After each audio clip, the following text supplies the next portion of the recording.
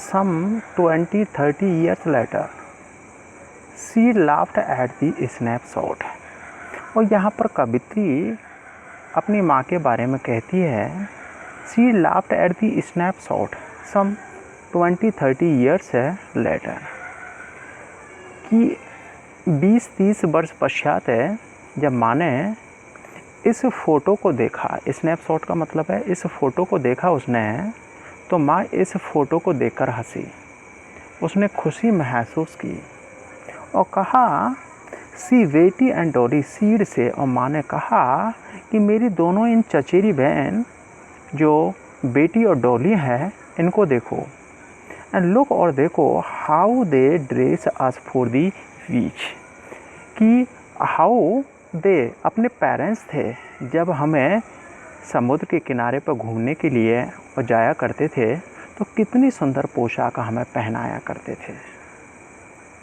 The sea holiday was her past है, और समुद्र के किनारे पर और व्यतीत किया गया जो हॉलीडे था, जो अवकाश था, उसका अतीत बन चुका है माँ का, क्योंकि वो समय है अब लौट के नहीं आ सकता।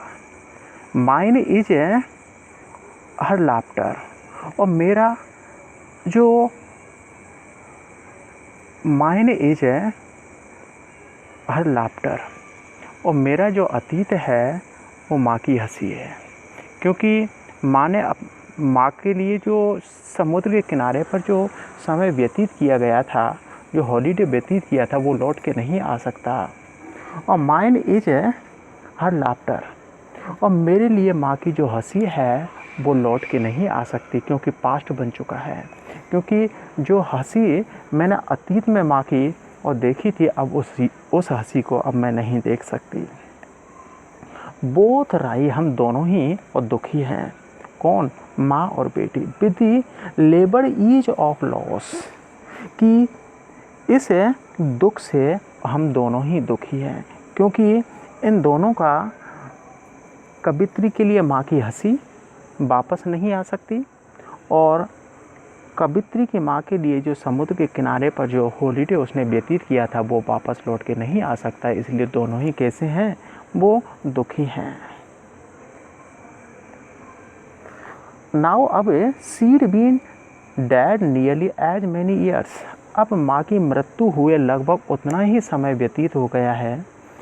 As many years as that girl lived, जो एक लड़की के रूप में उसने व्यतीत किए, अर्थात माँ की मृत्यु हुए अब लगभग है 12 वर्ष हो गए हैं।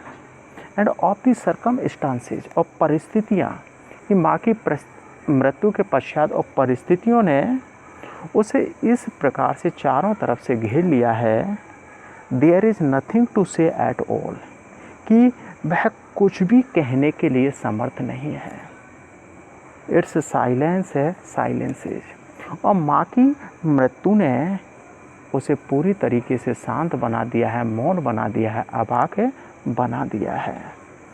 और यहाँ पर आप देख रहे हो कि वो तीनों लड़कियाँ हैं, और पास में आप देख रहे हो जो कि कवित्री है, शर्ली टोल्सन है, जो माँ की मृत्यु के पश्चात है, वो कुछ भी कहने में असमर्थ है, और माँ की मृत्यु ने उसे कैसा बना दिया है?